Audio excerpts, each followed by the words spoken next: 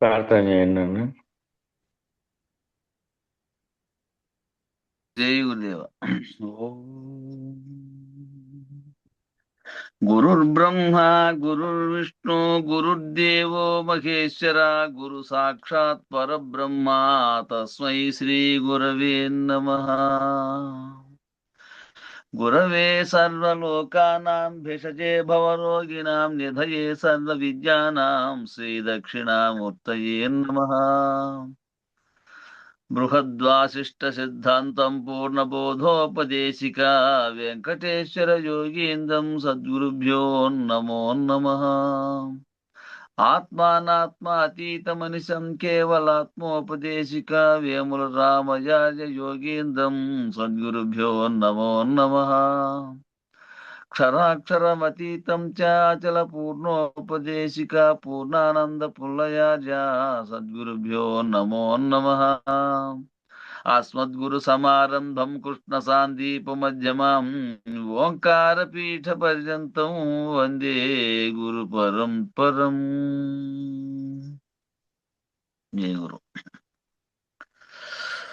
బయలు బయలను భావము లోపల బయలని పలికిన బయలగున బయలను భావము పాదు తెలియక బయలని పలికిన బయలగునా.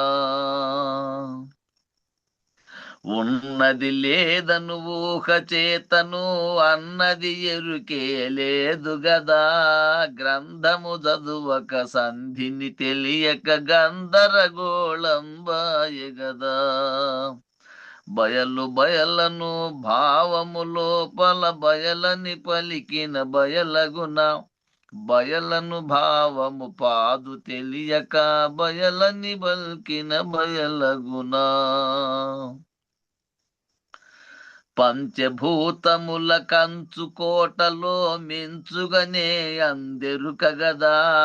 ఎంచి చూడకను కొంచెమైన మది కానకపోయెను కల్లగదా.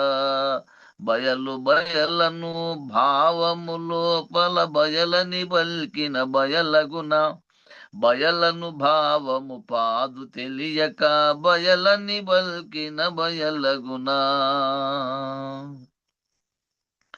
త్రిపుటి పురంబున దిట్టముగా మరి కూటము చేసిందెరుకగదా.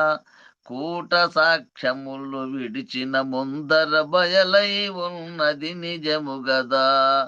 బయలు బయలను భావము లోపల బయలని బల్కిన బయలగున బయలను భావము పాదు తెలియక బయలని బల్కిన బయలగునా.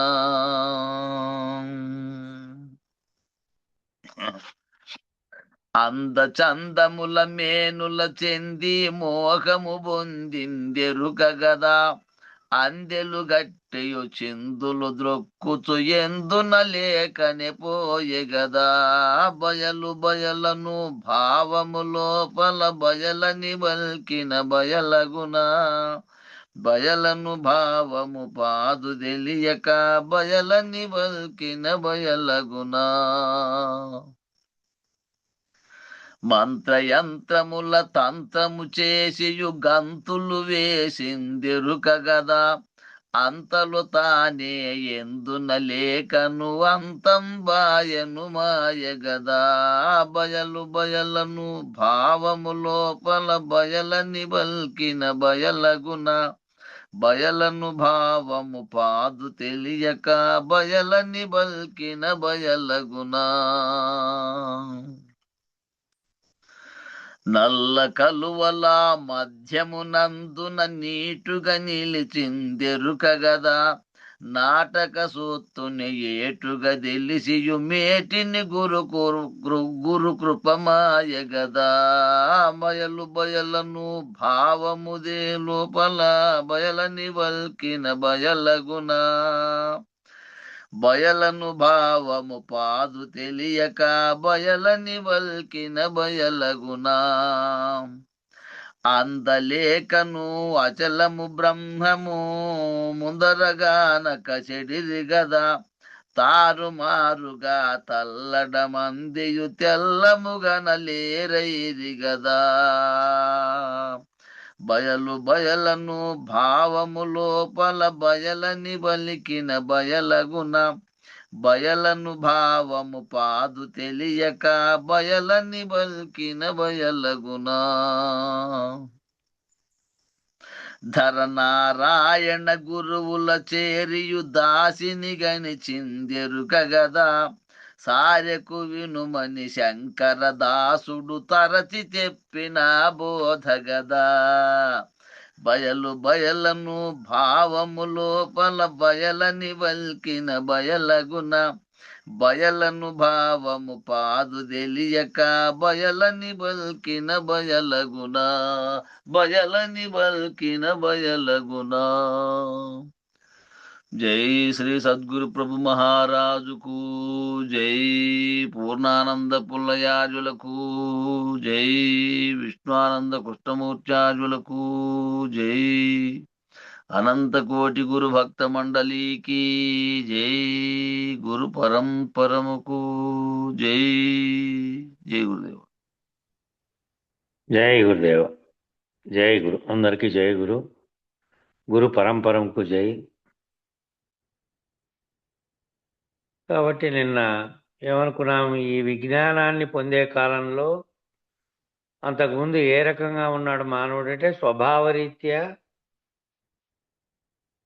ఉన్నాడు, సంస్కార రీత్యా ఉన్నాడు.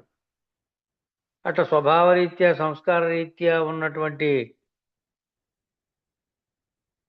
వాడు ఏం పోగొట్టుకుంటాడు? విజ్ఞానం పొందే కొద్దీ భ్రమలను భ్రాంతులను పోగొట్టుకుంటాడు. అట్లా పోగొట్టుకున్నప్పుడేమో ముక్తస్థితి ఏర్పడుతుంది. భ్రమభ్రాంతి పోకపోతే ఇక ముక్తస్థితి రాదు. మరి ఆ ముక్తికి క్రమముక్తి అని, జీవన్ముక్తి అని, విదేహముక్తి అని పేర్లు. ఆ ముక్తికి రకరకాలుగా పెట్టారు. అంటే ఏమిటి నుంచి విదేహముక్తి ఏమిటి, జీవన్ముక్తి, ఈ క్రమముక్తి అనే దాని మీద చూద్దాం.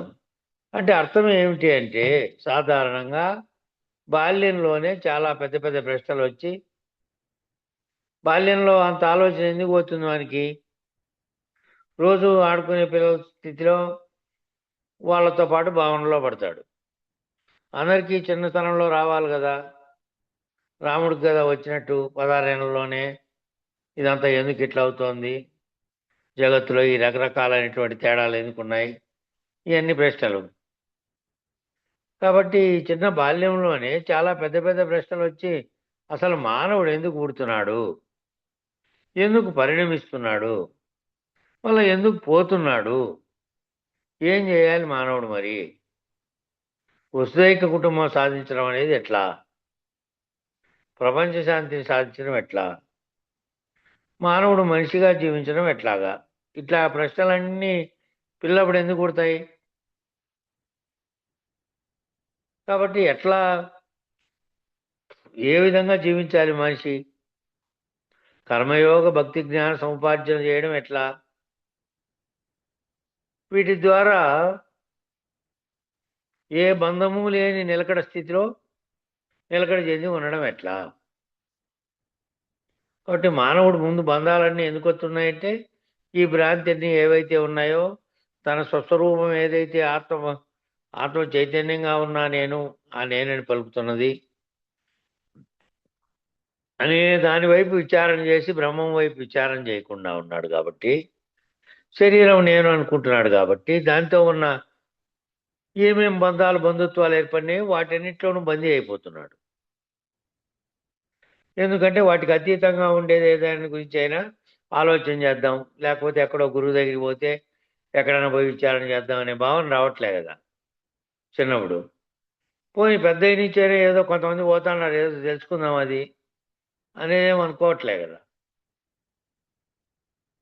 పక్కనాడు చూసి వాడు ఎట్లా డెవలప్ అవుతున్నాడు, నేను ఎట్లా డెవలప్, ఇది మధ్యలో పడతాను తప్ప నేను ఎక్కడ పోయి ఏది తెలిసి ఎట్లా తెలుసుకోవాలి నేను ఇదంతాను?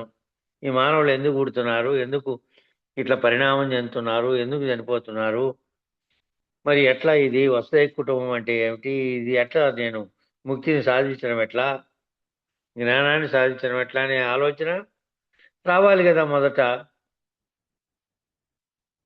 అట్లాంటి ప్రశ్నలు కనుక బాల్యంలోనే వచ్చినటువంటి వాళ్ళు, అట్లా ప్రశ్నలు కనుక చిన్నప్పుడే కనుక ఎవరికన్నా వస్తే వాళ్ళు జీవన్ముక్తి పొందే అవకాశం ఉంది.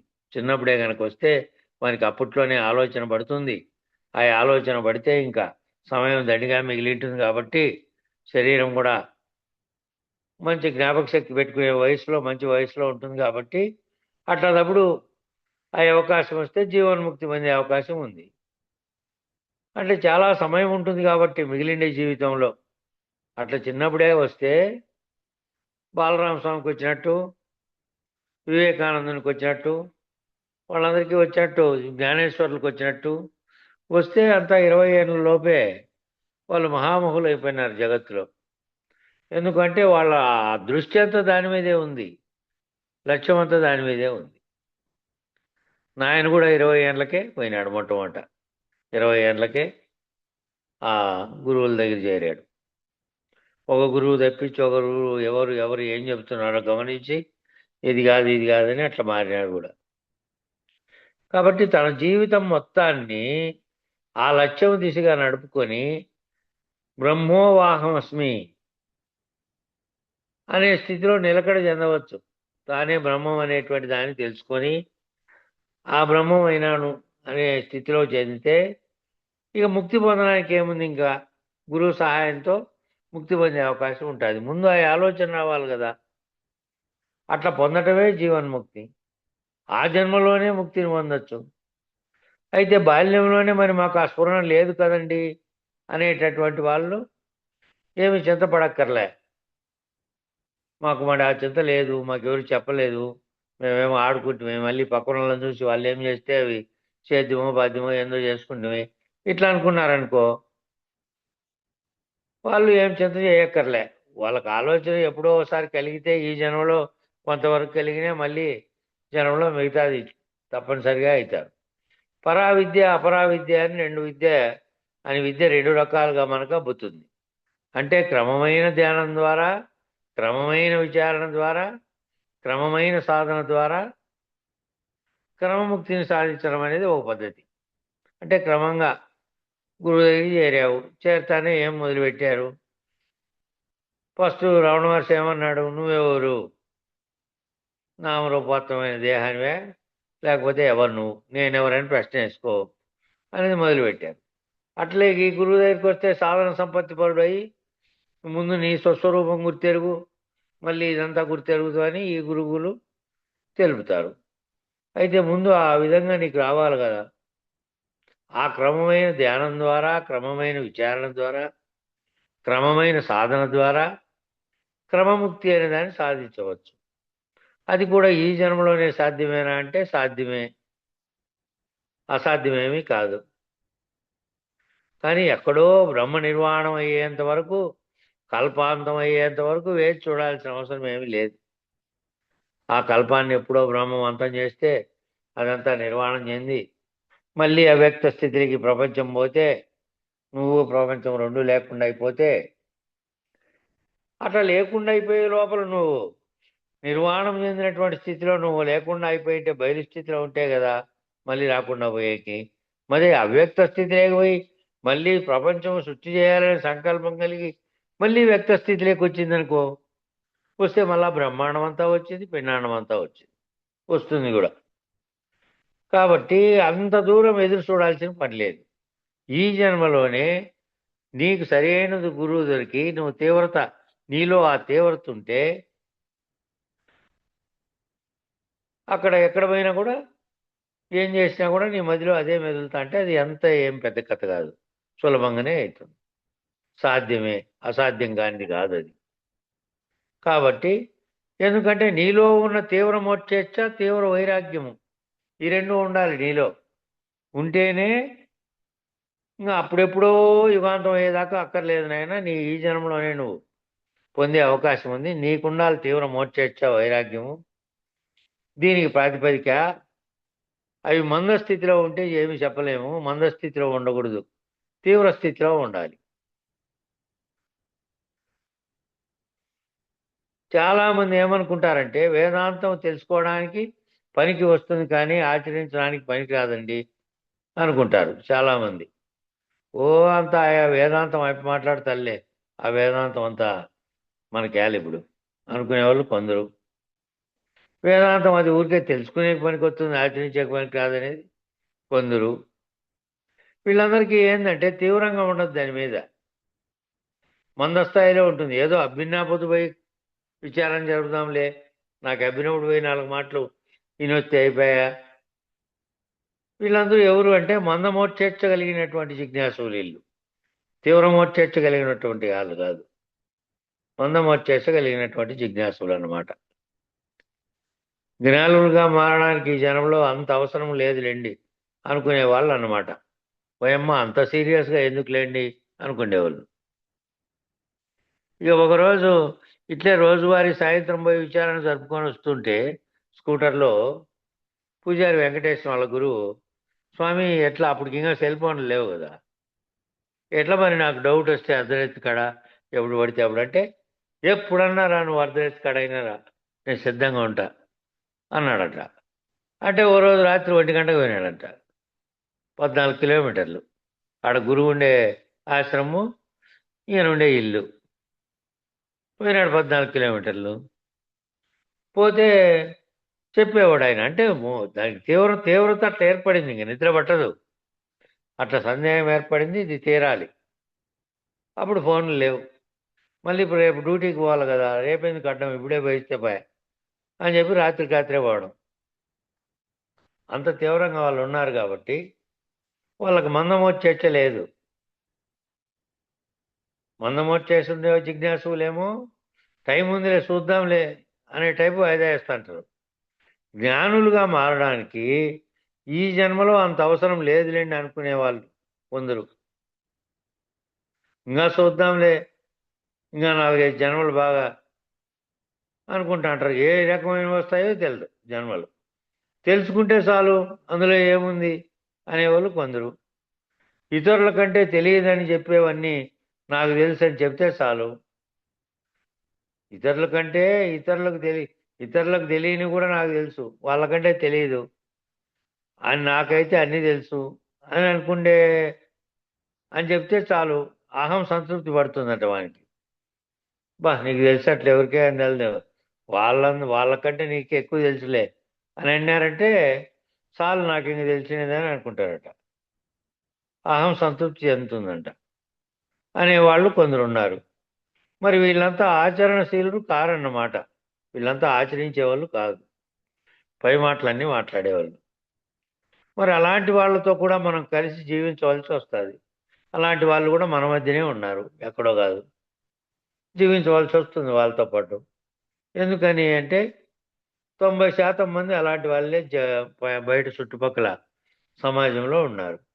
ఎక్కడో ఒక 5%, 10% వాళ్ళు నువ్వు నేను దేవుడు దీని మీద విచారం చేయాలి, ఇహము పరము అనేటువంటి మాటలతో యాదవ గురువుని పట్టుకొని పోయేవాళ్ళు కొంతమందే ఉన్నారు.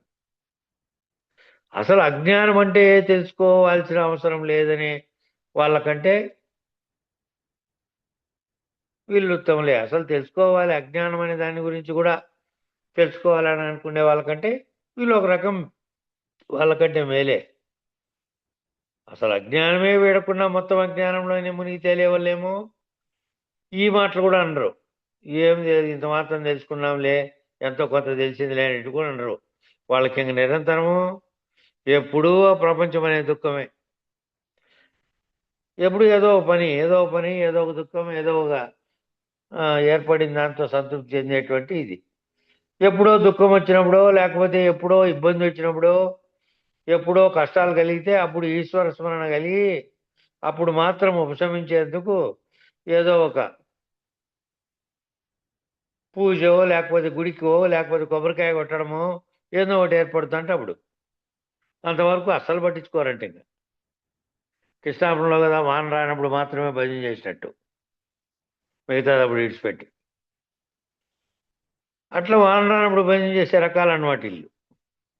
ఆ నిరంతరము ఉండాలనేది లేదు. ఎప్పుడో నాకు కష్టం కలిగితే, ఏదైనా నష్టం కలిగితే అప్పుడు ఈశ్వర స్మరణ కలిగి అప్పుడు ఏదో ఒకటి పూజో, గుడో, కొబ్బరికాయ ఏందో అనుకుంటారంట. అప్పటి వరకు అసలు అనుకోరు. ఏదో తాత్కాలికంగా కర్మ ఉపశాంతి, వేదన ఉపశాంతి, ఆ వేదన ఉపశాంతి అయ్యే వరకే ఈశ్వరుని వాడుకుంటారంట. మళ్ళా ఆ ఈశ్వరునన్నా గట్టిగా పట్టుకున్నారా, ఏదో ఒకటి ఈశ్వరుని నమ్మింటే కానీ ఈశ్వరుని పట్టుకోండి అని అంటే అది కూడా చేస్తారంటే అది కూడా చేయరంట. అది కూడా వాని వేదన వాని కష్టం తీరే వరకేనంట. ఈశ్వరుడు కూడా ఆ ఈశ్వరుని వాడుకుంటారంట అంతే, ఆ కష్టం తీరే వరకు. అయ్యో స్వామి అని మళ్ళా మామూలే. ఈశ్వరుడు పారాసెటమాల్ టాబ్లెట్ అన్నమాట వాళ్ళకి. నొప్పులు వచ్చినప్పుడు టాబ్లెట్ వేసుకున్నట్లంట. జ్వరం వస్తే పారాసెటమాల్ టాబ్లెట్ వేసుకుంటే సాయంత్రానికి తగ్గిపోతుంది. అట్లా 4-5 రోజులు టాబ్లెట్ వేసుకుంటారు, జ్వరం తగ్గిపోతుంది. ఆ వైద్యానికి ఉపయోగపడేటువంటి టాబ్లెట్ లాంటి వాడు వాళ్ళ దృష్టిలో ఈశ్వరుడు అంటే. మరి వీళ్ళెవరు? వీళ్ళు ఆర్తులు. అంటే దుఃఖం తగ్గిపోతే వాళ్ళకి ఈశ్వరుడితో ఏం పని లేదు. కాకపోతే ఏంటంటే పోయిందనే భావన ఉంటుంది, కృతజ్ఞులై ఉంటారు కానీ మళ్ళీ తలుచుకునేది ఉండదు. మళ్ళీ పనిలో పడిపోతారు బిజీ లైఫ్లో. ఈశ్వరుడు మాకు మా జీవితం బాగానే చూస్తున్నాడు అని కృతజ్ఞతతో ఉంటారు కానీ మరలా దుఃఖం వచ్చినప్పుడు మళ్ళీ మొదలు పెడతారంట కథ. కాబట్టి ఇవి ఎందుకు కలుగుతున్నాయి, ఈ దుఃఖాలు ఇవన్నీ ఎందుకు వస్తున్నాయి? కాబట్టి దీని గురించి విచారణ చేద్దాము, గురువు దగ్గరికి పోయి అక్కడ పోయి తెలుసుకుందాము. నా గురించి, పరం గురించి, ఇహం గురించి తెలుసుకుందామనే ఆలోచన కలగదు. తాత్కాలిక టాబ్లెట్ వేసుకోవడము, తాత్కాలిక భజన చేయడము, తాత్కాలికంగా అన్నీ తాత్కాలికం అట్లాంటివి చేస్తూ ఉంటారు. మిగిలిన జీవితంలో పెద్దగా దైవీ లక్షణాలను కానీ ఈశ్వరానుగ్రహం కానీ దేని గురించి పట్టించుకోరు.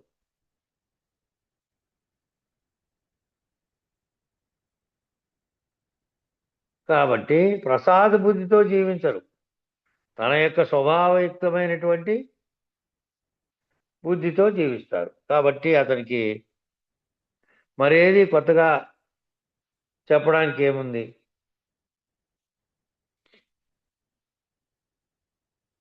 ఏదో అక్షరాలు సరిగ్గా వల్ల దీంట్లో కంప్యూటర్లో. ఇక రెండో వాడు ఉన్నాడు, ఏమిటంటే తీవ్రమైనటువంటి తపస్సు చేస్తాడు. ఏవో అక్షరాలు కనపడలేదు, దాంట్లో నుంచి కాపీ చేసిన ప్రింట్ ఇది. అంటే చండీ హోమం చేస్తాడట, రాజ్యకాంక్ష చేత చేస్తాడు. దేవుడి చేత చేస్తాడయ్యా అంటే ఆ చండీ హోమం.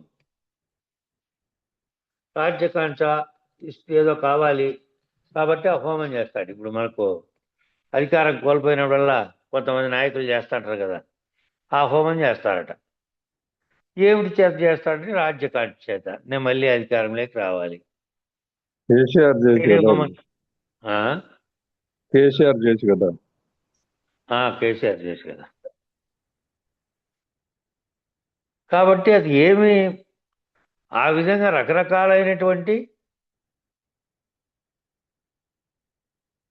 క్రతువులన్నీ వేదంలో చెప్పినటువంటి ఉన్నాయి.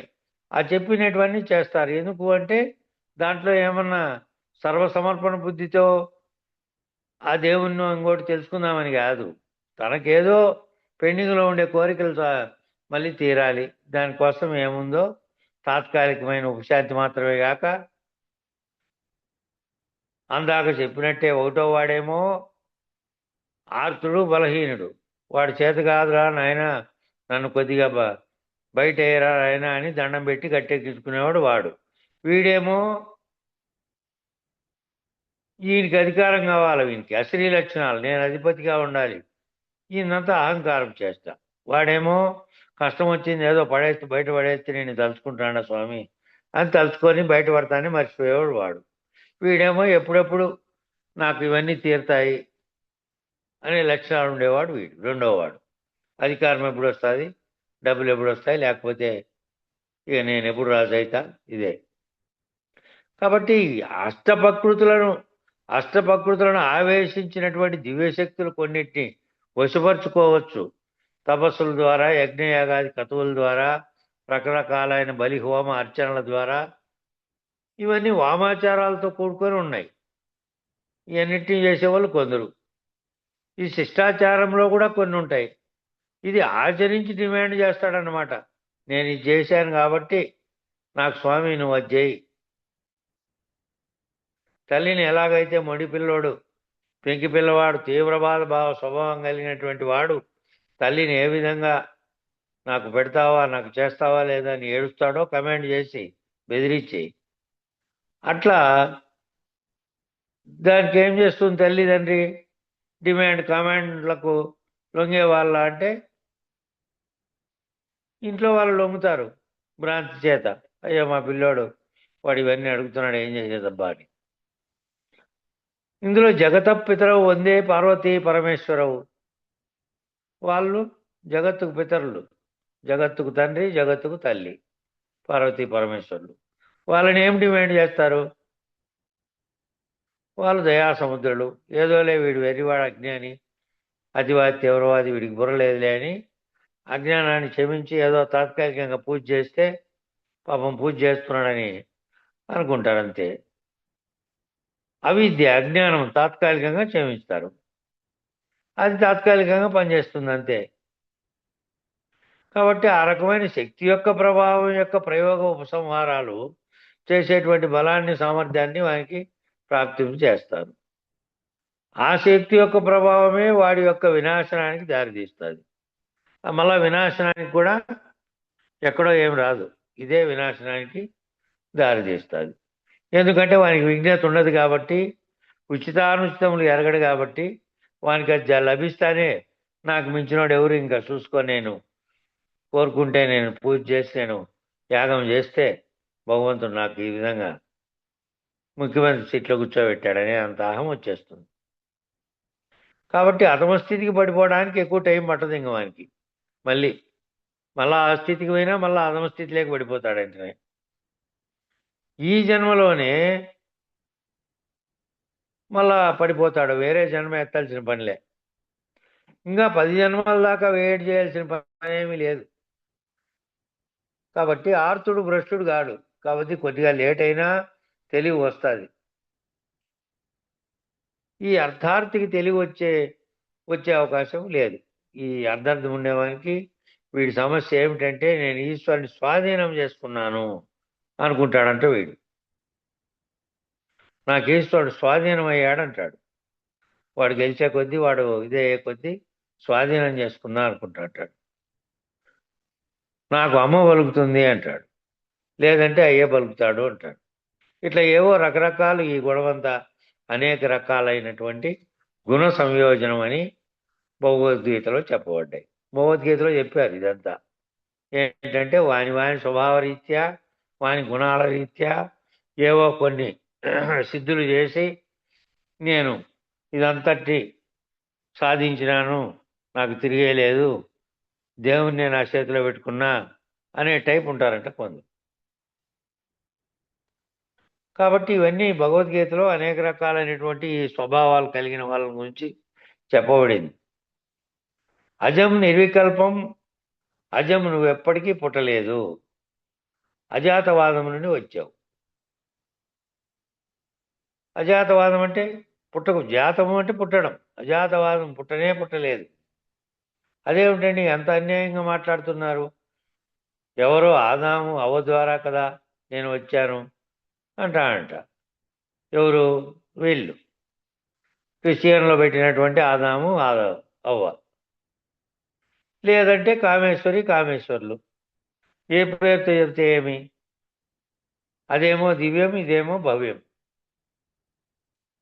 ఆ రెండింటికి కలిగినటువంటిదే ఇది, ఈ జన్మగా వచ్చింది. ఆ మొదటిదేమో కృష్ణ మార్గానికి సంబంధించినటువంటి భౌతికం నుండి శక్తిని పరిచయం చేసే పద్ధతిగా వచ్చినటువంటి విధానం.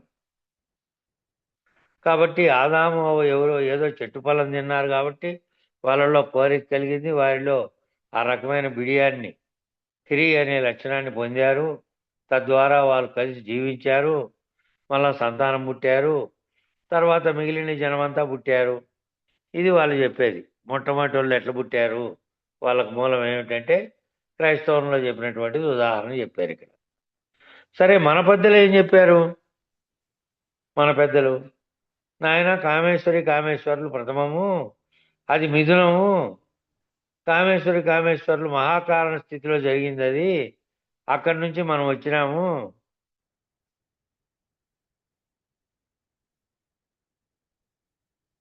నువ్వు అమృతస్య పుత్ర, నువ్వు బ్రహ్మమానస పుత్రుడివి, నీకు బ్రహ్మజ్ఞానం ఉంది నాయన.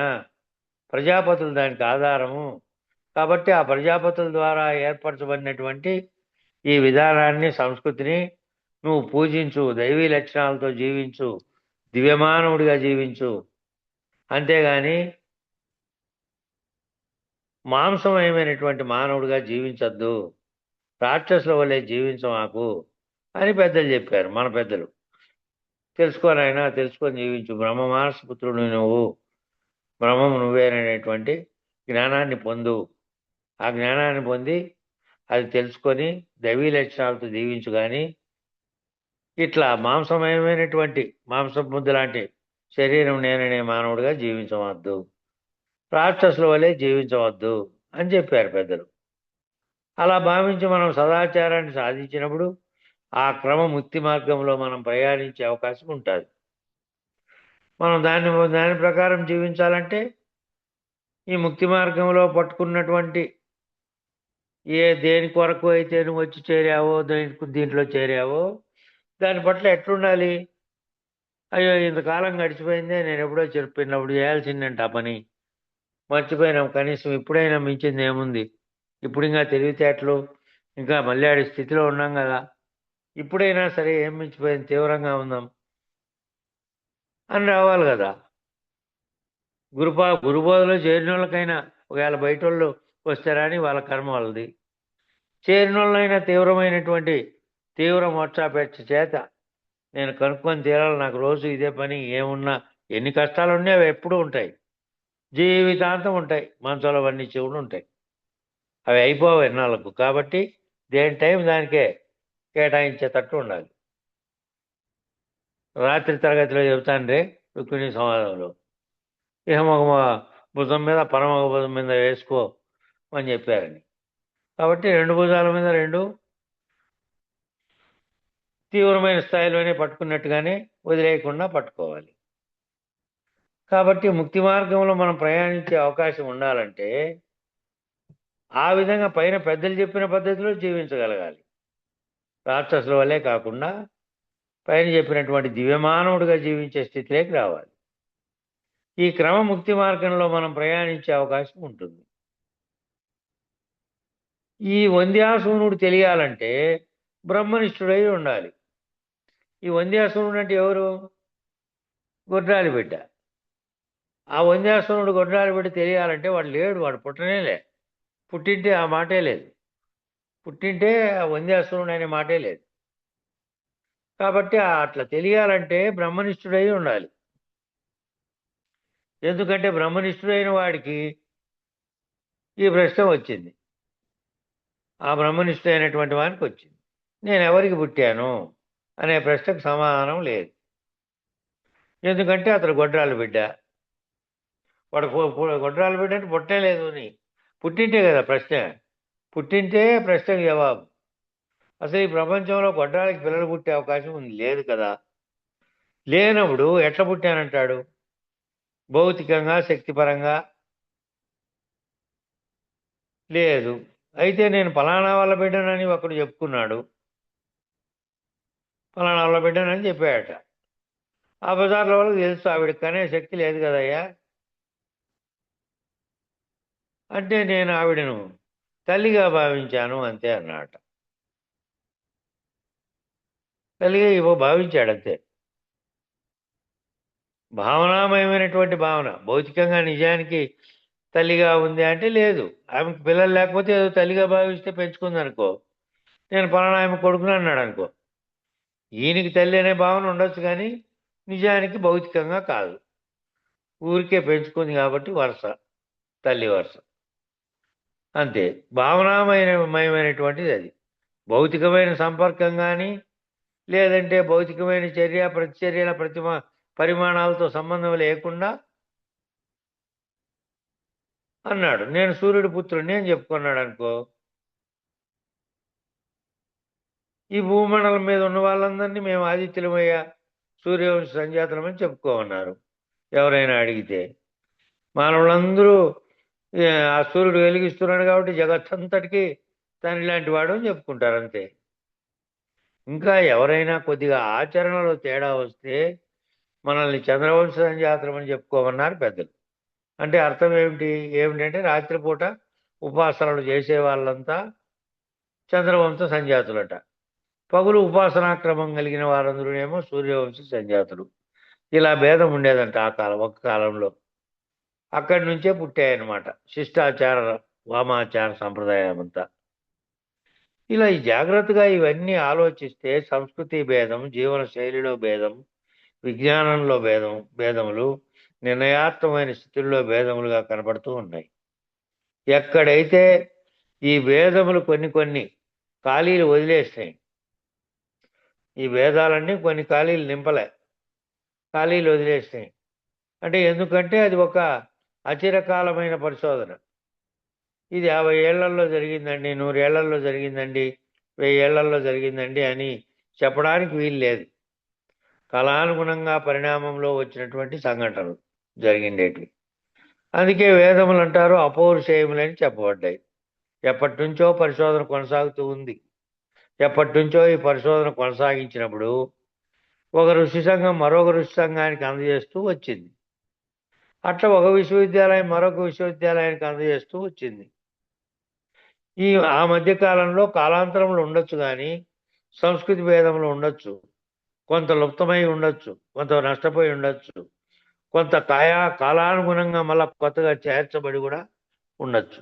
అన్నీ అట్లే వచ్చినాయా, ముందువే ఉన్నాయా అంటే చేర్చబడినట్టు కూడా కొన్ని ఉంటాయి. పాత గ్రంథాలు తీసుకుంటే ఆ గ్రంథంలో మళ్ళా కొత్తగా కొట్టించిన వాటిలో కొన్ని లేనివి కూడా చేర్చింటాడు. మన సికింద్రాబాద్ పీఠస్థానంలో బృహద్వాసిష్టం తీసుకుంటే ఒరిజినల్ బుక్ ఎట్లుంది అట్లుంది, కానీ దాన్ని అక్కడక్కడ వేరే వాళ్ళు ముద్రించారు. ఈ పూరి శేషపానంలో ముద్రించిన దాంట్లో తర్వాత మళ్ళా శివరామ దీక్షితులు పుట్టిన 100 ఏళ్లకు పుట్టిన వాళ్ళు చెప్పిన కూడా బుక్లోకి చేర్చారు. ఆ శివరామ దీక్షితులు రచించిండే బుక్లోకి ఆయన చనిపోయిన 100 ఏళ్ల తర్వాత చెప్పినట్టు చేరిస్తే మళ్ళా కాలంలో వచ్చే వాళ్ళు ఆలోచన చేస్తారు కదా, ఇక్కడ పొరపాటు ఉంది అని అనుకోకుండా చేర్చినారు వాళ్ళు. వాళ్ళకి ఏ మాట ఇది వేద్దామేడా అనిపించిందో అట్లా తీసుకొచ్చి, అంతకంటే ముందలు వేస్తే పర్వాలే, వేమనవి వాళ్ళందరివి పర్వాలే, తర్వాత వచ్చిన వాళ్ళు కూడా వేశారు.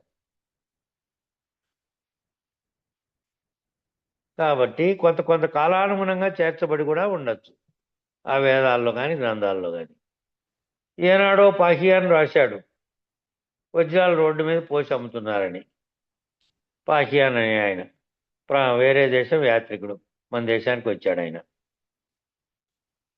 ఆ పొద్దు ఆయన చూసినటువంటి భారతదేశం ఇది. మరి అక్కడి నుంచి ఏటకొచ్చింది ఇప్పుడు భవతి భిక్షాందేహి అనే చోటుకు వచ్చింది భారతదేశం. కొన్ని వందల వేల సంవత్సరాల్లో ఎక్కడ విక్రమాదిత్యుని పరిపాలనా కాలంలో వచ్చాడు ఆయన.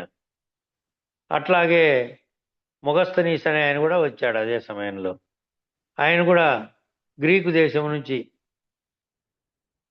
అక్కడ గ్రీకు రాజ్యాల నుంచి వచ్చిన వాళ్ళు అక్కడ చూసి అక్కడి నుంచి వచ్చి అబ్బురపోయినారు వాళ్ళు.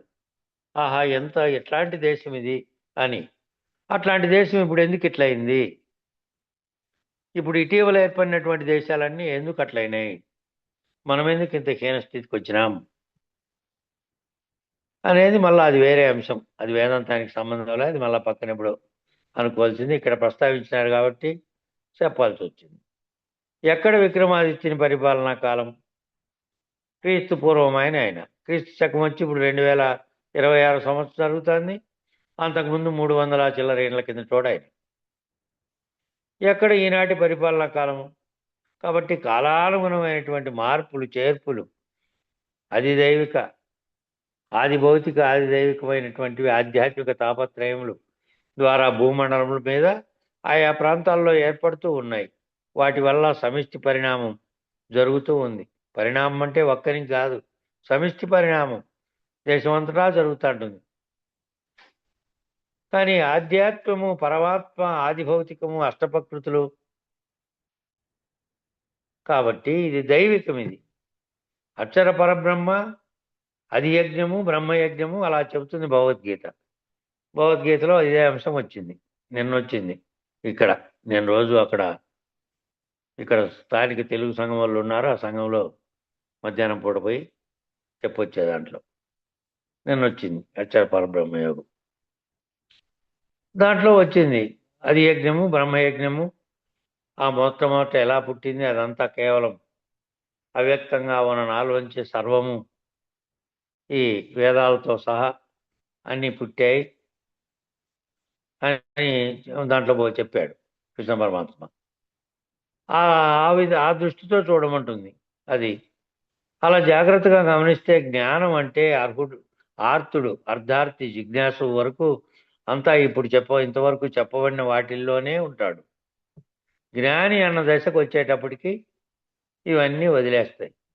ఆ జ్ఞాని స్థితికి వచ్చేయాలకు అంతకుముందేమో తెలియదు కాబట్టి ఆర్తుడుగా ఉన్నాడు, అర్ధార్థిగా ఉన్నాడు, జిజ్ఞాసుగా ఉన్నాడు. ఇక జిజ్ఞాసు తెలుసుకునే కొద్దీ ఏం కావాలి? జ్ఞాని దశకు రావాలి, జ్ఞాని అన్న దశకు రావాలి. అవి వచ్చేటప్పటికి ఇవన్నీ వదిలేస్తాయి. ముందువన్నీ సులభంగా మేరుపర్వతం మీద నుండి చూడగలిగే సామర్థ్యం వచ్చేసింది. ఏమిటికి? ఇట్లా తీవ్రంగా విచారణ చేసుకుంటూ జ్ఞాని దశకొచ్చే వరకు వస్తుంది అది. ఇంకా వీడికి పదార్థానికి, శక్తికి లోబడడు. ఇక పదార్థాలకు, శక్తికి సంబంధించిన దాంతో ఉండడు, దానికి అతీతమైనటువంటి స్థితిలోకి వస్తాడు. కాబట్టి పదార్థం ఒక స్థితి నుంచి మరొక స్థితిలోకేమో పరిణామం చెందుతుంది. పదార్థం అంటే ఏదైనా కానీ వస్తువు, నువ్వు, నేను, శరీరాలు ఇవన్నీ పదార్థాలే, భౌతికంగా ఉన్నటువంటివన్నీ. ఆ పదార్థాలు స్థితికి కాబట్టి ఆ స్థితికి కానీ శక్తికి కానీ లోబడి పదార్థానికి సామర్థ్యం వచ్చేస్తుంది వానికి. కాబట్టి పదార్థం ఒక స్థితి నుండి మరొక స్థితికి పరిణామం చెందుతుంది. శక్తి కూడా ఒక స్థితి నుంచి మరొక స్థితికి పరిణామిస్తుంది. నేను సర్వసాక్షిని అనే స్థితికి, నేను వంద్యాసురుడను అంటే నేను పుట్టనే లేదు అని అర్థం. నేను పుట్టనే లేదు, నేను సర్వసాక్షిని, నాకెవరూ లేరు. ఎవరు అంటే వెదికి చూడలేనట్లు, ఈ లేనెరుక ఏడా లేదిట్లు అనే ఉదాహరణ చెప్పారు. ఎక్కడ చూసినా వెదికి చూస్తే నేను లేనెరుక లేదు, వెదికి చూడలేనట్లు. ఏం చూడాలంటే నేను ఉండాలి కదా, నేనే లేకపోతే చూసేది లేదు. వెదికి చూడలేనట్లు, ఈ లేనెరుక ఏడా లేదిట్లు. నేనే లేను కాబట్టి, నేను లేనెరుకను కాబట్టి, నేననేదే లేనెరుక కాబట్టి, నేనే లేను కాబట్టి అనంత విశ్వానికి ములుగుచ్చు సందులేనటువంటి ఉన్న అంతరిక్షంలో అక్కడ ఒక ప్రకాశ సంఘం, ఇక్కడ ఒక ప్రకాశ సంఘం గుత్తులుగా ఉన్నాయన్నమాట. ఆ పుష్పగుచ్చాలు ఎట్లా అయితే గుత్తులుగా ఒక చెట్టు మీద ఉంటాయో అట్లాగే విశ్వం అనే చెట్టు మీద నక్షత్ర సంఘాలు, నక్షత్ర మండలాలు ఉన్నాయి. కానీ ములుగుచ్చ సందులేక అంతరిక్షం అంతటా ఉంది, ఆ అంతరిక్షం అనే బయలు. ఇప్పుడు నేను ఆ బయలు వల్ల వచ్చానని చెప్పడం కోసమని బయలు తెలుసుకుంటూ పోయాను. నేను ఆ బయలు లోపల వచ్చిన మూలం లేకుండానే వచ్చాను, కానీ నేను ఆ బయలు వల్ల ఏం రాలే. కానీ ఆ బయలు వల్ల వచ్చారని చెప్పే కోసమే విచారణ చేసుకుంటూ బయలు తెలుసుకుంటూ పోతే నాకు అందులో మూలం లేదని, నేనే లేనివాడిని, నాకు అక్కడ నిలబడడానికి స్థానం లేదని, ఆవరణ అనేది లేదని, నేను ఇప్పటి వరకు ఏదైతే సత్యమని భావించానో ఆ సత్ అక్కడ లేదని, సత్ రహితమైందని, ఏ వస్తువు అక్కడ లేదని, అక్కడ వస్తువత్ రహితమనే, వస్తువు అనేదే లేదు అక్కడ. వస్తువు లేదు, సత్తు లేదు. ఏ శక్తి అక్కడ లేదని, ఏ శక్తి లేదు. శక్తి ఉంటే సత్తు ఉన్నట్టే, చైతన్యం ఉన్నట్టే. కాబట్టి అక్కడ ఏ శక్తి లేదని, చైతన్య రహితమని నేను తెలుసుకొని నేనే లేనివాడిని అయిపోయినా. నేనే లేనిది అయిపోయిన తర్వాత ఏముంది? ఉన్నది బయలుగా ఉండిపోయాను. ఆ బయలు ఎట్లుందో ఉన్నది బయలే అని తెలిసి ఉండిపోయా. ఇలా ఉంటే స్థాన పురుషుడి చెందాన స్థాన పురుషుడు, శశి విశానం, గగన ప్రసూనం, నరుని స్వప్నానందం, ఈ 4 ఉపమానాలు టకటక వేసేసినారు. ఈ 4 ఏమిటికి 4 ఉపమానాలు ఇవి? లేనెరుక ఉపమానాలు అన్నమాట. లేకపోయినప్పటికీ స్థాన పురుషుడు ఉన్నాడని ముద్దును చూసి భ్రమించినట్టు, శశివిశానం అంటే కుందేటి కొమ్ము ఉందని భ్రమించినట్టు, గగన ప్రసవనం అంటే ఆకాశంలో పుష్పం ఉందని మనం భ్రమించినట్టు, నరుడు స్వప్నంలో ఏదో ఆనందం కలిగితే ఆ స్వప్నం కంటున్న స్థితిలో ఆనందం, లేచి చూస్తే దానివల్ల పొందిన ఆ స్వప్నానందం వల్ల పొందినటువంటి అనుభూతి లేచిన తర్వాత లేదు, అనుభూతి లేదు, పొందినటువంటి ఆడేమి లక్షణాలు లేవు, అంతా ఊరికే కలిగినటివి. లేకనే ఈ 4 ఉపమానాలు చెప్పినటివి లేకనే ఉన్నాయని ఆద్యారోపం చేయబడినటువంటి కేవల భావనలు అంతే, నిజానికి లేవు. 4 ఉపమానాలు టకటకా వేసేశారు, లేనెరుకకు ఉపమానాలు అన్నమాట. తెలివే లేదు, తెలివన్నా ఎరుకన్నా ఒక్కటే. తెలివి లేని వాడికి రాగద్వేషాలు, ఈర్ష్య, అసూయ, కామక్రోధ మోద లోభ మదమోత్సార్యాలు ఇవన్నీ తోచే అవకాశం తక్కువ. తెలివి లేకుండా ఉంటే ఏంటికి తోస్తాయి? తెలివి ఉంటే కదా అవన్నీ. తెలివి ఉంటే నేనంటున్నారు, నేననే భావన ఉంటే ఈ ఎరుక ఉన్నట్టే. ఎరుక ఉంటేనే ఆ రాగద్వేషాలు ఉంటాయి, ఈర్ష్య, అసూయ, కామక్రోధ మదమాత్సర్యాలన్నీ ఉన్నాయి. నేననే భావన లేదంటే, లేకపోతే ఇవన్నీ ఆడున్నాయి. ఇవన్నీ తోచే అవకాశమే చాలా తక్కువ. అంటే ఒకవేళ ఆకలి దప్పులు తోచినా లీలామాత్రంగా తోస్తాయి. ఆకలి దప్పులు లేవు. ఒకవేళ నేను లేను అనే వ్యక్తికి నేనని పలికే అహం లేదు, నేనని భావించేటువంటి ఈర్ష్యాద్వేషాలు, అసూయ, కామక్రోధాలు లేవు. కానీ ఆ నేననే శరీరం నేననేది లేకపోయినప్పటికీ ఆ మిగిలిన శరీరానికి ఆకలి దప్పులుగా ఎట్లా తోస్తున్నాయి? లీలామాత్రంగా అవి తోస్తున్నాయా లేదా? నీ పనిలోనూ ఉన్నావు, నీ వ్యవహారంలోనూ ఉన్నావు, ఏమీ పట్టించుకోకుండా మునిగి ఉన్నప్పటికీ దాంట్లో కొంచెంగా లీలామాత్రంగా అయినా తోస్తాయి కదా. ఆకలి అవుతుంది, టైం అయింది అని. కాబట్టి పెద్దగా బాధింపబడరు. అట్లున్న వాళ్ళు ఏమవుతారంటే వాళ్ళకి తెలుసు ఆకలి చేత ఏమి పెద్దగా బాధించబడరు. వాళ్ళు ఇవన్నీ లేనివిగా ఉన్నట్టు లేని కళలో జరుగుతున్న వ్యవహారంగా ఉంటారు. కానీ దొరికిన దాంతో సంతృప్తి పడతారు. కాస్త ఆలస్యమైనా లేకపోతే ఏమైనా దాని గురించి చింతించేవాళ్ళు కాదు వాళ్ళు, అట్లా భావన చెందినటువంటి వారు. అంతేగాని విశేషమైన ప్రయోజనం సిద్ధింపజేసుకోవాలని అనుకోరు. అట్లా విశేషమైన ప్రయత్నం చేసేది కానీ దాన్ని సిద్ధింపజేసుకోవాలని కానీ అనుకోరట. ఎందుకంటే అది లేనిది, అది ఉత్తది అనేది తెలుసు వాళ్ళ గురుమూర్తి వల్ల వాళ్ళు ఎరిగి ఉన్నారు. లేనెరుకలో నేననేది వచ్చి నాటకం ఆడుతున్నటువంటి స్థితిలో ఉన్నట్టుగా తోపింపజేస్తోంది. నిజానికి లేనిది ఇది, ఉన్నది ఎప్పటికీ ఉన్నది, దానిలో దీనికి స్థానము లేదు, ఇది మాట్లాడే ఎరుక లేదు అని. కాబట్టి అలాగే ఏ కర్మ ఏ కర్మ అయినా సరే,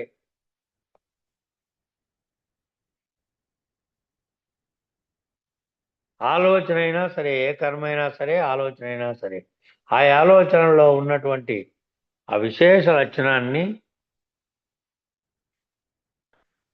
నిరసింపజేస్తారు. ఆ ఆలోచనలో విశేష లక్షణంగా ఏవైతే నీకు తోచబడుతున్నాయో ముందు అవి లేకుండా దానిని నిరసింపజేస్తారు. దానికోసం ఏమి తీవ్రంగా చింతించరు.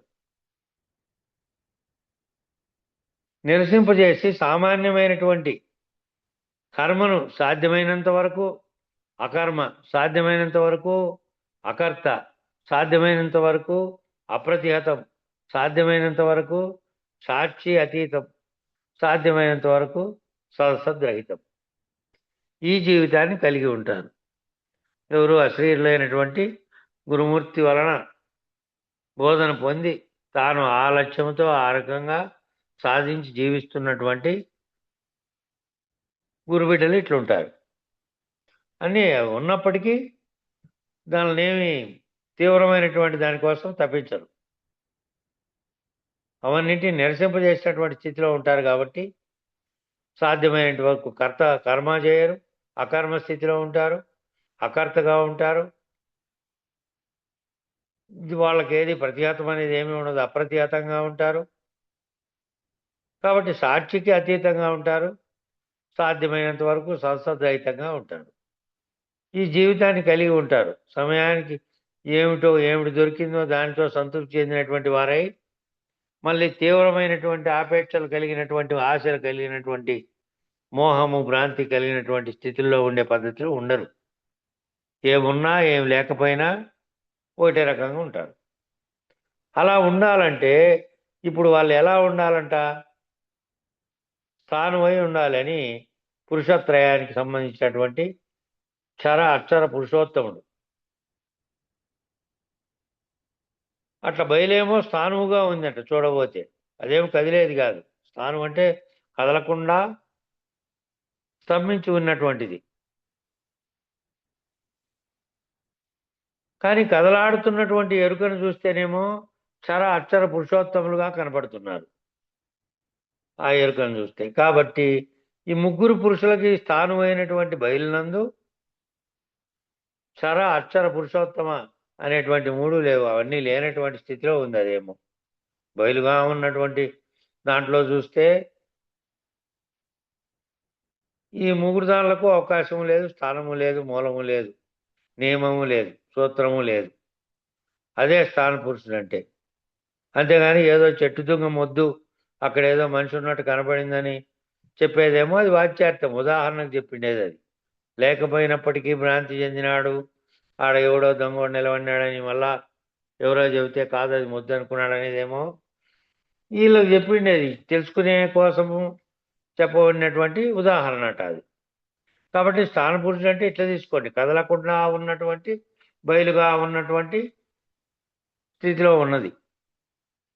ఈ మూడు పురుషులుగా చెప్పబడినదేమో అది కదలికలతో కూడుకున్నటువంటి క్షరము అక్షరము పురుషోత్తముగా చెప్పబడినటువంటిది. ఈ ద్వంద్వములు కానీ త్రిపుటి కానీ లేనటువంటి స్థితిలో అది ఉంది కాబట్టి దానికి ఏమీ లేదు. కాబట్టి స్థానువైన ఆ బయలునందు అవకాశం లేదు. ఆ స్థానువైన బయలులో ఈ మూడు రకాలుగా ఉండేదానికి లేదు. స్థానము లేదు, మూలము లేదు, నియమము లేదు, సూత్రం లేదు. అది స్థాన పురుషుడు అంటే అని చెప్పారు. జీవుడు అంటే జగత్తు భ్రాంతిని విడిపించడానికి చెప్పే పద్ధతి. ఆ జీవుడు అనే పదము జగత్తు భ్రాంతి. జీవుడు అంటే జగత్తును గురించి, తనను గురించి, ఈ పిండాండ బ్రహ్మాండాల పంచీకరణల గురించి, చైతన్యాల గురించి తెలుసుకునే కోసం వాడినటువంటిది. జగత్తు జీవుడు అనే భావం పోయిన తర్వాత ఉన్నవాడేవాడు ఆత్మస్వరూపుడుగా ఉన్నటువంటి వాడు, అసలైనటువంటి నేనుగా ఉన్నవాడు, సమిష్టి ఎరుకగా ఉన్నటువంటి బ్రహ్మముగా ఉన్నవాడు ఉంటాడు. ఇంకా జగత్ భ్రాంతిని విడిపించడానికి చెప్పారు ఆ మాట. అదే పద్ధతిగా చెబుతున్నారంటే స్థానమైనటువంటి బయలందు ఈ పురుషత్రయం లేకనే ఉన్నట్టు తోచింది కాబట్టి ఇది లేనెరుక అని చెప్పారు. ఇంకేం చెప్పారంటే శశివిషానం. నిన్న కూడా చెప్పుకున్నాం, కుందేటికి కొమ్ములు ఉండవు కదా, ఉన్నట్టు తోస్తుంది, ఎవరో చెప్పాడు లోకోక్తి అని. ఫలానా చోట చూశారండి, వాడు అలా అన్నాడండి అన్నాడు. ఆ వాడెవడో దూరం నుంచి అంతకుముందు ఎప్పుడూ కుందేలు చూసి లేదనుకో, చూశాడనుకో, సడన్గా రెండు కాళ్ళ మీద నిలబడి పైకి చెవులు రిక్కించి చూస్తూ ఉంటుంది పొదల్లోంచి. అది ఏదో శబ్దం అవుతుంది, నన్ను ఎవరైనా పట్టుకునే వస్తానరేమో అని. అట్లా దూరం నుంచి చూసినవాడు ఆ కొమ్ముల్లాగా కనపడతాయి. నిజానికి దగ్గరలో నుంచి దాన్ని పరిశీలించిన వాడైతే ఎప్పుడూ అనుకోడు. వాడు అంతకుముందు ఎప్పుడు చూడలేదు కాబట్టి ఎప్పుడో చూసి వాడు అన్నాడు అంతే. ఫలానా చోట చూశానండి అని వాడు అన్నాడు. వాడు అలా ఉన్నాడండి, వీడిలా ఉన్నాడని అన్నాడు. ఒక ఆయన సమాధినిష్ఠుడై ఉన్నాడట. వెడుతూ ఉంటే చీకట్లో చెట్టు కింద కూర్చుంటే ఎవడో ఏదో కార్యార్థి అయి ఏదో పని మీద తీవ్ర వేగంతో వెళ్తున్నాడు. ఈయన కాలు ఆయనకి తగిలింది. ఏంటి నాకు కాలు తగిలిచ్చావేంటి అని అన్నాడు. ఈయనేమో నేను ఏదో పని మీద వెళ్తున్నాను అర్జెంటుగా అన్నాడు. ఆయనేమో నాకెందుకు తగలాలి, నువ్వు అర్జెంటుగా వెళ్తా అంటే అన్నాడు. మీరేం పని చేస్తున్నారు అన్నాడట ఆయన. మీరు ఈడేం పని చేస్తున్నారు, తగిలేక ఈడేంటి కూర్చోండి అన్నాడు. నేను సమాధినిష్ఠుడును అన్నాడు. సమాధినిష్ఠుడు అయితే నేను తగిలితే నీకెలా తెలిసింది అన్నాడు వీడు. నువ్వు సమాధినిష్ఠుడు అయితే నేనేందో పరిగెత్తిపోతాను అర్జెంట్ పని మీద, కాలు తగిలింది. మరి నీకు కాలు తగిలినది ఎట్ట తెలిసిందయ్యా? నువ్వు సమాధినిష్ఠలో ఉంటేను మేల్కొని ఉన్నట్లే కదా నువ్వు లెక్క, లేకపోతే నీకు ఎట్లా తెలుసా? ఇప్పుడు ఆ యోగో జ్ఞానో లేకపోతే మహాత్ముడో ఉపాసన చేసేవాడో తత్వ విచారణ చేసేవాడో చింతనలో పడ్డాడట. నేను సమాధి స్థితిలో ఉన్నానని చెప్తున్నవాడు యోగి అనుకున్నాడో, జ్ఞాని అనుకున్నాడో, లేకపోతే మహాత్ముడు ఉపాసన చేసేవాడు ఏమి చేసేవాడో మొత్తం మీద చింతపడింది. ఏమి చింతపడింది? వాడేసిన ప్రశ్న. వాడేమో పని మీద వేగంగా వెళ్తున్నాడు, వాని కాలేమో తగిలింది. తగిలిన మాట నిజమైనప్పటికీ వాడేం చూసుకోలే తగిలిందని. నువ్వు చూసుకొని నువ్వేమి నాకు కాలు తగిలించిపోతున్నావు అన్నావు. అన్నందువల్ల వాడు ఏం చేస్తున్నావు నువ్వు ఈడ ఎందుకు కూర్చొన్నావు అంటే నేను సమాజ స్థితిలో ఉన్నానన్నాడు. సమాజ స్థితిలో ఉంటే నాకు కాలు తగిలినది నీకు ఎట్లా తెలిసింది అని ప్రశ్నలు ఇవన్నీ ఎట్లొచ్చినాయి, ఎందుకు వచ్చినాయి? వీడని నే మాటను బట్టి వాటిలో మళ్ళా అంతర్మదనం మొదలైంది. మరి నేను సమాజ నిష్ఠలో ఉంటే వాని కాలు తగిలినది నాకు ఎట్లా తెలిసింది అనే ప్రశ్న వేశాడు కదా వాడు. నువ్వు నిజంగా సమాజ నిష్ఠలో ఉన్నావా? ఉంటే నా కాలు తగిలినది నీకు ఎట్లా తెలుసాయా? సమాజ నిష్ఠలో ఉండేవానికి కాలు తగిలినది తెలదు, ఏం తగిలినా తెలదు. కాబట్టి తెలిసినా స్పందన లేకుండా ఉండాలి. ఒకవేళ తెలిసినా ఏ స్పందన లేని స్థితిలో ఉండాలి కదా నువ్వు సమాధినిష్ఠుడైనటువంటి వానివి. అసలు జగత్ అనే ఈ లోకంలో జరిగే వ్యవహారం మీద మనసు లేకుండా ఉన్నటువంటి స్థితిలో కదా ఉండాల్సింది. మరి తెలియకుండా ఉంటే మరీ మంచిది, స్పృహ లేక నిస్పృహగా ఉంటే ఇంకా మంచిది. నువ్వు పూర్తి సమాజస్థితిలో ఉన్నట్లు. నిస్పృహ అనే తలంపు, నిరవయము అనే తలంపు, నిరాలంబము, నిరంజనము ఇలాంటి లక్షణాలతో ఉండాలి కదా. మరి లేనెరుక అంటే ఈ నిష్కళకు సూచనగా చెబుతున్నాడు. ఈ నిష్కళ అనేది ఈ కళ లేనిది అనే దానికి సూచనగా చెప్తున్నారు. ఈ శశి విశాలము, గగన ప్రసూనము అవి రెండు కూడా లేనివే. ఆ నిష్కళ ఎటువంటిదో ఆ కళ ఉంది అనేది, ఆ కళలు ఎలా లేవో అలాగే కుందేటి కొమ్ము లేదు, ఆకాశ పుష్పము లేదు. గగన విశాలం అంటే అది. కాబట్టి ఉదాహరణ ఎందుకు చెప్పారు? నువ్వు నిజంగా ఆ స్థితిలో ఉంటే నువ్వు దేన్ని గుర్తెరగని స్థితిలో ఉండాలి. ఎరుక రహితమైనటువంటి స్థితిలో సమాధి నిష్ఠుడవై ఉండాలి. నువ్వు తగిలినది కనుక్కుంటున్నావు అంటే మేలుకొని ఉన్నావు అని అర్థం. నువ్వు సమాధిలో లేవు అని అర్థం. కాబట్టి ఈ 4 ఆ లక్షణాలుగా చెప్పినటువన్నీ దేనికి చెప్పారంటే నిరాలంబం, నిరవయం, నిరంజనం అనే లక్షణాల కోసం అవి వాడారు. నిష్కళగా చెప్పారు. శశి విశాలం, గగన ప్రసూనం అనేది ఆ పేరాటికి అయిపోయింది. ఈ పేరా నిర్గుణం, నిష్కళ చాలా ముఖ్యమైనవి. ప్రకాశమే లేనటువంటిది తెలియాలంటే అనే పేరా రేపు మొదలు పెట్టుకుందాం. మంగళం చెప్పండి. జై గురుదేవ. మంగళము పరమ గురునకు, మంగళము చిదాత్మునకును, మంగళము భవాభంగ విగతునకు స్థిరునకు, మంగళమజ రుద్ర వినుత మగు బయలునకును, మంగళము శ్రీ గురుదేవునకును. మంగళం శ్రీ గురుదేవాయ మహనీయ గుణాత్మనే సర్వలోక శరణ్యాయ సాధురూపాయ మంగళం. జై శ్రీ సద్గురు ప్రభు మహారాజుకు జై. పూర్ణానంద పుల్లయాజులకు జై. విష్ణువానంద కృష్ణమూర్త్యాజులకు జై. అనంతకోటి గురు భక్త మండలికి జై. గురు పరంపరముకు జై. జై గురుదేవ.